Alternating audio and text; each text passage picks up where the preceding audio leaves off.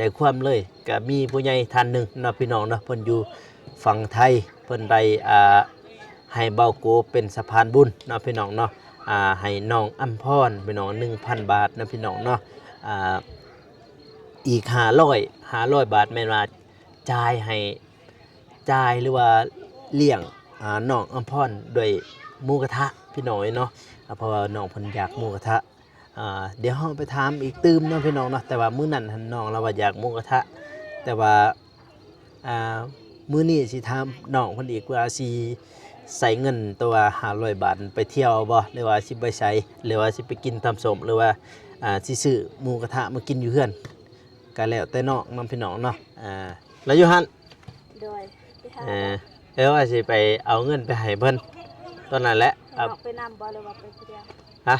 ไปน้องไปนำบ่หรือว่าไปผู้เดียวแต่ว่าป้าจะขายบ่หรือว่าอิวเองขายอิวเองกาแฟเขาน่าจะขายเขาน่าจะขายโดยไล่แล้วนับเงินอีกแล้วมื้อนี้นับแต้มอีกแล้วมื้อนี้พี่น้องที่ทางผู้ใหญ่พี่น้องนะเพิ่นได้ให้เบาโปเป็นสะพานบุญให้น้องอัมพรเพิ่นเนาะเพิ่นอยู่ฝั่งไทยชื่อปาชิดนี่แหละแต่ว่าบ่ฮู้ว่าเพิ่นอยู่จุดใดแต่ว่าฮู้แต่ว่าอยู่ฝั่งไทยเนาะพี่น้องเนาะเพิ่นได้โอนเงินมาจำนวนหนึ่งเนาะพี่น้องเนาะถือเงินเก็บก็ประมาณอยู่900,000กีบพี่น้องเนาะ900,000กีบก็สิให้น้องเพิ่นได้รับแล้วก็ขอบอกขอบใจทางพ่อเพิ่นเนาะพี่น้องเนาะที่อยู่ฝั่งไทยขอบใจ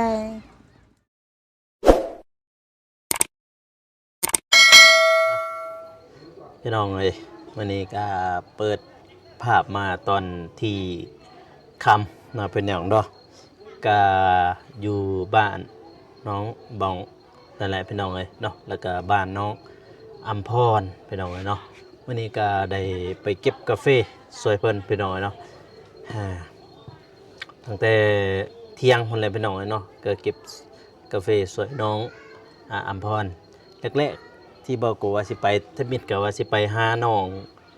บองนะพี่น้องเด้ในนั้นเนาะพี่น้องเนาะเบาก็ว่ามี2คนเนาะมี2คนก็คือถ้าไปหาน้องอัมพรบ่เห็นก็แม่นไปหาน้องบ้องสมมุติว่าไปหาน้องบ้องบ่เห็นก็ต้องเห็นน้องอัมพรมื้อนี้ก็ได้เห็นน้องอัมพรเนาะพี่น้องเนาะอยู่สวนเพิ่นไปเก็บกาแฟซอยเพิ่นพี่น้องเนาะก็ได้หลายอยู่เด้ แต่ประทุนจักชอบกันแท้เนาะพี่น้องตามที่เจ้าของสวนเพิ่นว่าก็แม่นว่า6-7 ชอบเนาะพี่น้องเนาะมื้อนี้ก็ได้เก็บกาแฟซอยเพิ่นพี่น้องเนาะก่อนอื่นหมดก็กราบสบายดีเด้อพ่อแม่พี่น้องเนาะบ่ว่าสิอยู่ภายในหรือว่าต่างประเทศก็ยินดีต้อนรับเข้าสู่ช่องบาวโก Channel เนาะพ่อแม่พี่น้องเด้อซึ่งว่าเป็นช่องสำห้องของบาวโกเนาะพี่น้องเนาะฝากเป็นกำลังใจให้เด้อพ่อแม่พี่น้องเนาะโดนๆเถื่อจึงได้ถ่ายคลิปให้พ่อแม่พี่น้องเพิ่นได้เบิ่งนะพี่น้องเนาะมื้อนี้ก็ได้มีข่าวดีเนาะพี่น้องเนาะได้มีข่าวดีก็คือว่าโชคล้นทับอีกแล้วน้องอัมพรพี่น้องเนาะเพราะว่าเพิ่นจักสิได้ขายบ่กาแฟมื้อนี้เฮาก็บ่ฮู้กันแต่ว่าเฮามาน้ำหลังเพิ่นพี่น้องเนาะเอามาน้ำหลังเฮามาสากก็เพิ่นพี่น้องก็เลยว่าจักเพิ่นได้ขายบ่จักว่าเพิ่นบ่ได้ขายพี่น้องหรือว่าเพิ่นสิอิ่วเองเนี่ยเฮาไปถามไปรุ่นน้ำกันเลยเนาะพี่น้องเนาะว่าเพิ่นได้จักสอบกันแท้พี่น้องจักสอบทั้งหมดว่าเป็นกาแฟของพี่น้องผู้ใดของพี่น้องเพิ่นบ่หรือว่าพี่น้องทั้งแม่หรือว่าพี่น้องทั้งพ่อนะพี่น้องแต่ว่าเพิ่นว่ากาแฟพี่น้องเพิ่นพี่น้องนะแต่ว่ากาแฟของเพิ่นหันเก็บแล้วพี่น้องนะเก็บแล้วเที่ยวที่1เนาะพี่น้องยังมีเที่ยวที่2เที่ยวที่3เนาะพี่น้องเนาะเที่ยวที่2แม่นเก็บปกติพี่น้องเนาะเที่ยวที่3เป็นว่าหูดเลยพี่น้องหูดเบิ่เลยพี่น้องเนาะเที่ยวที่4ก็คือว่าเล่มเอาเล่มตามที่คือเห็นบาโกเก็บนั่นแหละพี่น้องเนาะตามขี้ดินนั่นแหละแต่ว่าตอนนี้น้องเราก็อยู่เฮือนเนาะพี่น้องเนาะครับเพราะว่าทางบาโกก็อยู่บ้านของเพิ่นนี่แหละพี่น้องมื้อนี้ก็สิได้ไลฟ์สดนำพี่น้องเนาะทางช่อง เบาโกชนบทสปปลาวนะพี่น้องเนาะสิไลฟ์สดโดนๆเทื่อพี่น้องเนาะฝากเป็นกำลังใจในเด้อพี่น้องเนาะเอาบอกว่าไล่ไอ้ห้างเนาะพี่น้องเนาะก็เว้าใจความเลยก็มีผู้ใหญ่ท่านหนึงเนาะพี่น้องเนาะเพิ่นอยู่ฝั่งไทยเพิ่นได้ให้เบาโกเป็นสะพานบุญเนาะพี่น้องเนาะให้น้องอัมพรพี่น้อง 1,000 บาทนะพี่น้องเนาะอีก500บาทแม่นว่าจ่ายให้จ่ายหรือว่าเลี้ยงน้องอัมพรด้วยหมูกระทะพี่น้องเนาะเพราะว่าน้องเพิ่นอยากหมูกระทะเดี๋ยวเฮาไปถามอีกตืมเนาะพี่น้องเนาะแต่ว่ามื้อนั้นหั่นน้องเราว่าอยากหมูกระทะแต่ว่ามื้อนี้สิถามน้องเพิ่นอีกว่าสิใส่เงินตัว500บาทไปเที่ยวบ่หรือว่าสิไปใช้หรือว่าสิไปกินตำส้มหรือว่าสิซื้อหมูกระทะมากินอยู่เฮือนก็แล้วแต่น้องนำพี่น้องเนาะพี่น้องเอ้ยก็มืดค่ำตื้อๆคือเก่าพี่น้องเนาะมื้อนี้ก็มืดค่ำเด้อพ่อแม่พี่น้องเพิ่นเนาะก็มาถ่ายบรรยากาศกลางคืนให้พ่อแม่พี่น้องเพิ่นได้เบิ่งเนาะพี่น้องเนาะหลังจากที่มาเก็บกาแฟน้องอัมพรพี่น้องก็มาอยู่บ้านเพิ่นแหละพี่น้องนะแล้วสิเข้าทาง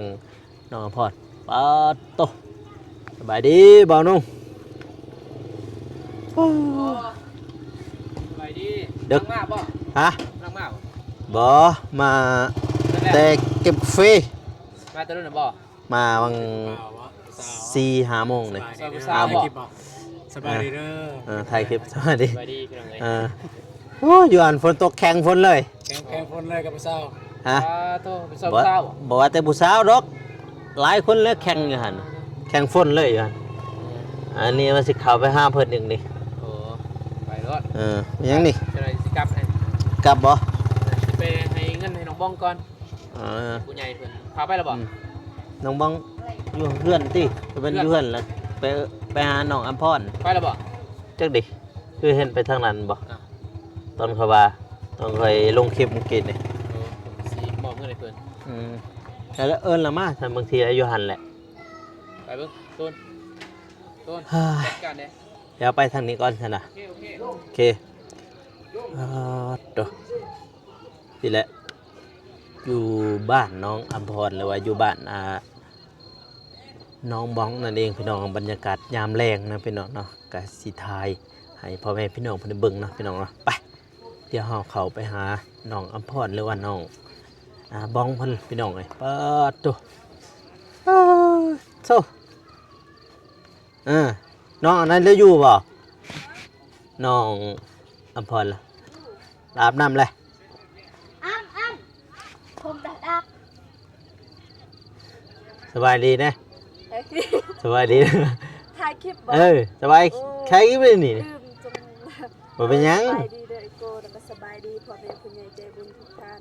แล้วก็สบายดี FC วังไทยวังลาวหรือว่าอยู่ต่างประเทศหรืออยู่ในบ้านเฮาก็ขอสวัสดีสบายดีเบิดสุขคนเด้อ แล้วอยู่หัน โดยไปหา ว่าสิไปเอาเงินไปให้เพิ่นตอนนั้นแหละ ให้น้องไปนำบ่หรือว่าไปผู้เดียว ฮะ ให้น้องไปนำบ่หรือว่าไปผู้เดียว แต่ว่าเบานุ่งแล้วสิทายเจ้าอยู่หันเพิ่นจะเอาเงินมาให้คือกันเพิ่นว่าอันนี้ โดย ละอาบน้ำแล้วบ่เป็นหยัง ยัง ให้เลยเนาะให้เลยก็ได้จังหน่อยว่าอาบน้ำจึงเข้าเป็นไรสดอีหยังนะ โดย ขอโทษหลายๆเด้อที่นัดมื้อนี้ มื้อนี้บ่ได้ไปซ้ำเอ้ยพี่น้องเอ้ยก็คืออันคิดว่าแนวนี้ถ้ามิดว่าสิไปหาเจ้าแนว2คนไปเจ้าว่าไปเก็บกาแฟเด้ทางเดียวกันว่าซั่นถ้าว่าอ้ายบ่ฮู้ทางเด้อ้ายบ่ฮู้ทางก็คิดว่าถ้าว่าบ่เห็นน้องอัมพรก็ต้องเห็นน้องบ้องหั่นนะบ่แปลว่าไปบ่ให้เสียเที่ยวหั่นนะถ้าบ่เห็นน้องบ้องก็ต้องเห็นน้องอัมพรบัดนี้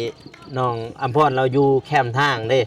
อยู่ลุมหันอยู่หม่องห้วยหันพอดีไปหันพอดีไปเจอเพิ่นอยู่หันก็เลยทายเพิ่นอยู่หันเลยเก็บกาแฟซอยเพิ่นอยู่หันเลย โดย เป็นเด้อจังซั่นแหละเดี๋ยวอ้ายสิเข้าไปหาเขาเล่ากันเด้อ โดย โอเคพี่น้องเลยเนาะทีละตั้งเงินซ่านนะพี่น้องเลยเดี๋ยว ก็มีผู้ใหญ่เพิ่นท่านหนึงเนาะพี่น้องเนาะเพิ่นได้ให้เบาโกเป็นสะพานบุญเนาะพี่น้องเนาะก็ทางเบาโกก็สิให้เพิ่นเหมือนเลยพี่น้องเนาะแล้วก็สิเอาเงินจำนวนหนึ่งไปให้เพิ่นเนาะพี่น้องเนาะแล้วก็พาให้เพิ่นใส่จ่ายเลยเนาะพี่น้องเนาะ พี่น้องไงเนาะกาฮอดเฮือนฮอดซ่านแล้วพี่น้องเนาะแต่ว่าก็ค่ำเด้อพ่อแม่พี่น้องเนาะหลังจากที่ว่าเฮาเก็บกาแฟเพิ่นก็มาเฮาก็มาคือกันพี่น้องบ่ฮู้ว่าเพิ่นขายบ่กาแฟหรือว่าสิท่าไว้อิ่วเองพี่น้องแต่ว่าบ่ฮู้ว่าเป็นกาแฟของเพิ่นบ่หรือว่าเป็นของกาแฟพี่น้องเพิ่นอันนั้นน่ะก็บ่กูเองก็ยังบ่ทันฮู้พี่น้องไปเดี๋ยวเฮาขึ้นไปทักทายเพิ่นเลยพี่น้องโตโอ้ปิอุปปาอย่าเฮาก็ได้มานี่ฮะสบายดีเบิ่งไอ้นั่งก่อนนั่งบัดนี้พี่น้องมาหอบดึกหอบค่ำอีกแล้วกินไม่แน่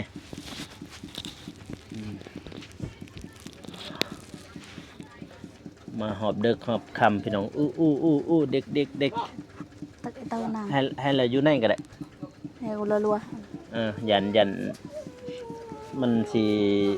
แบบผู้หญิงบ่ใส่ทรงเด้เด็กน้อยบ่ใส่ทรงเมื่อยบ่ไปเฮ็ดเวีย ๆก็เมื่อ ว่าย เท่พี่น้องเอ้ยแต่ว่าสิ้นแล้วเนาะ